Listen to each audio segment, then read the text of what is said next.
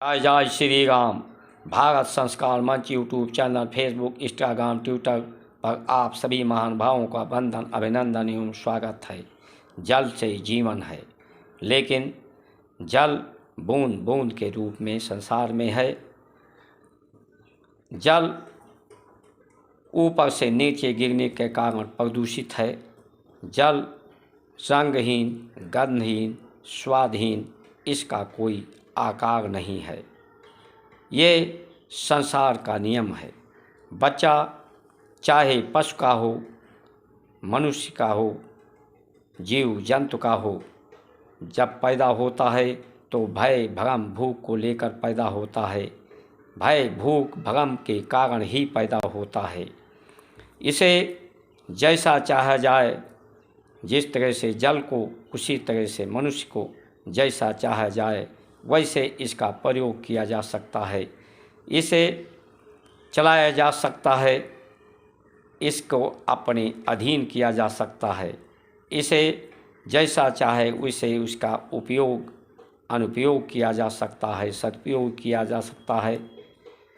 इसे अपने अधीन बना करके अपना गुलाम बनाया जा सकता है, अपने अनुसार प्रयोग किया जा सकता है।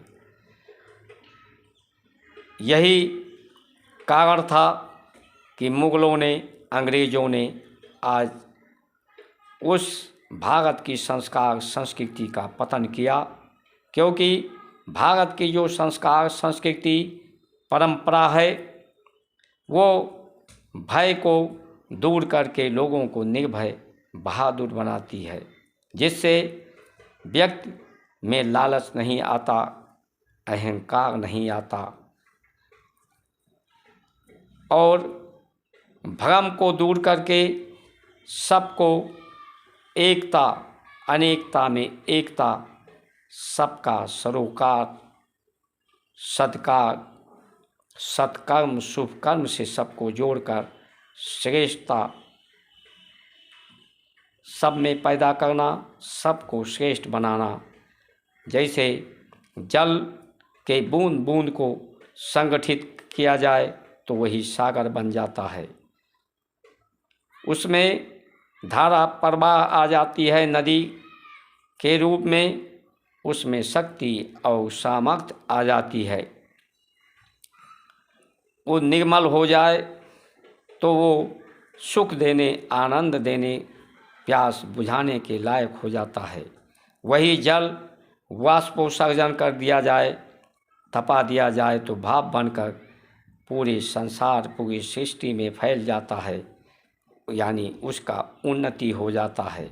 वही बर्फ़ जम जाए तो वही साकार बन जाता है।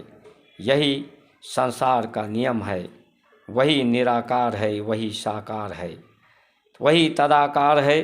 उसका प्रयोग उपयोग जैसा हो उस तरह से किया जा सकता है।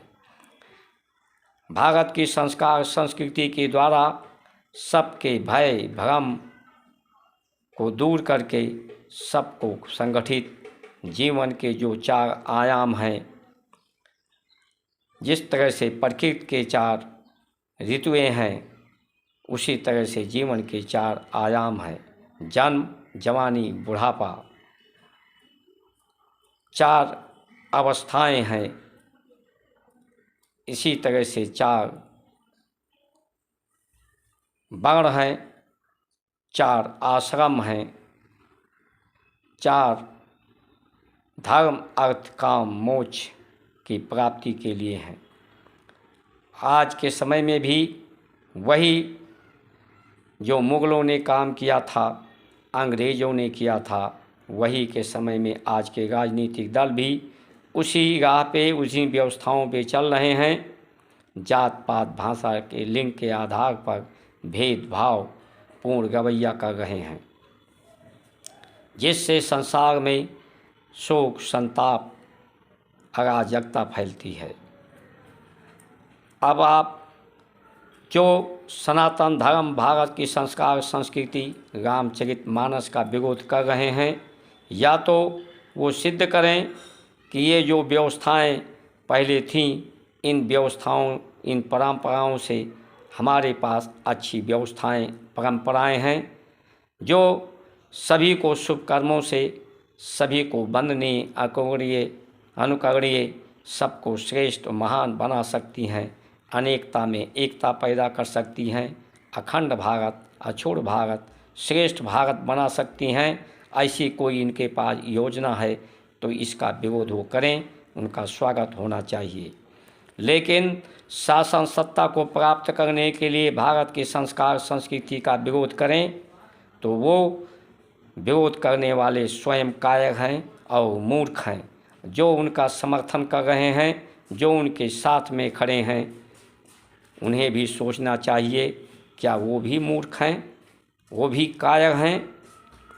तो आइए हम सब मिल कर के भारत की संस्कार संस्कृति का उत्थान करें, जिससे सभी के जीवन के 4 आयामों को आगम निगम आए हैं तो निगम के लिए आए हैं, इसकी सार्थकता को सिद्ध करें। सभी लोग पुण्य का काम करके भारत संस्कार मंच YouTube channel, Facebook, Instagram, Twitter को सब्सक्राइब, लाइक, शेयर करके समर्थन प्राप्त करें। आपके इस छोटे से समर्थन से भारत की संस्कार संस्कृति का उत्थान हो सकता है और सबका कल्याण हो सकता है। आप सबके कल्याण के लिए सहभागी हो सकते हैं, पुण्य के भागी हो सकते हैं, परमात्मा के कृपा प्राप्त हो सकते हैं। जय जय श्री राम।